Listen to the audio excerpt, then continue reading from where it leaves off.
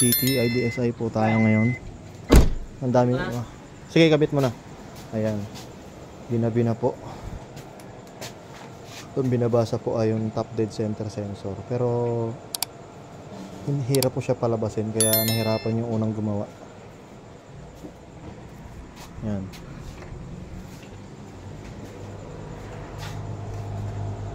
Tingnan po natin kung mapapaandar natin. Yan na pag-shoot po nila yung box dahil dyan sa wiring nila na to, pero inayos na natin. Ngayon, top dead center po na sensor nandito po sa ilalim.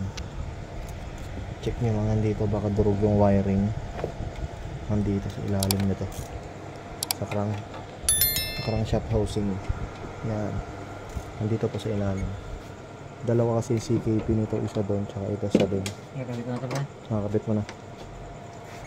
Titingnan natin kung maandar. Buwan na po ba ito, ma'am? Ano yan, na-stock yan sa trabaho ko ng 3 months. Bali, hindi siya na-start kahit start. Di siya na-start. Tapos, sabi ng boss ko, hard started talaga. Hard starting po talaga dati pa. Oo, dati. Tapos, yun nga, nalaman namin, kinuha namin, yung battery lang pala. Battery lang po. Naglobat. Tapos, dati, may delay yung niya, moving forward niya. Po. Pag pinaano mo, may delay talaga. At sapat inuun naman, nagahin nga namin ng panawigan. On. Tapos, ayun lang, nung pinalatan niya na yun. Hoy! Tantuwa si Madam!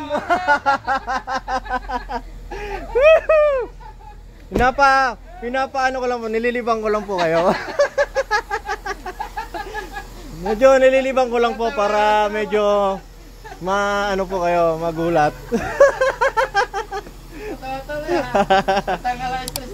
Sabi ko po sa inyo, basta si Marpong gagawa, automatic under po yan. Nako, mukhang ano.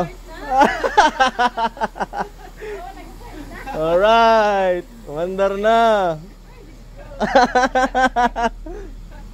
Tuwa si Madam.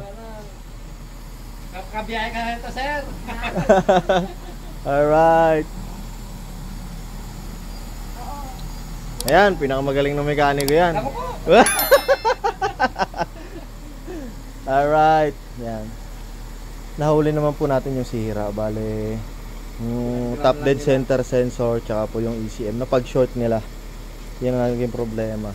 Pero ayan, okay na.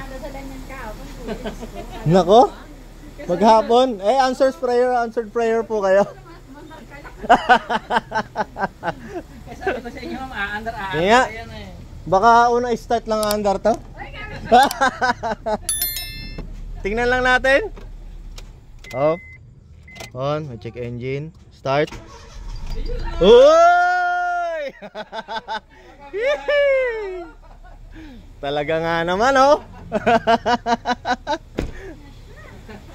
Talaga nga naman. Balik-balik na wiring eh. Okay, isang case na ako. Napag-short po nila eh.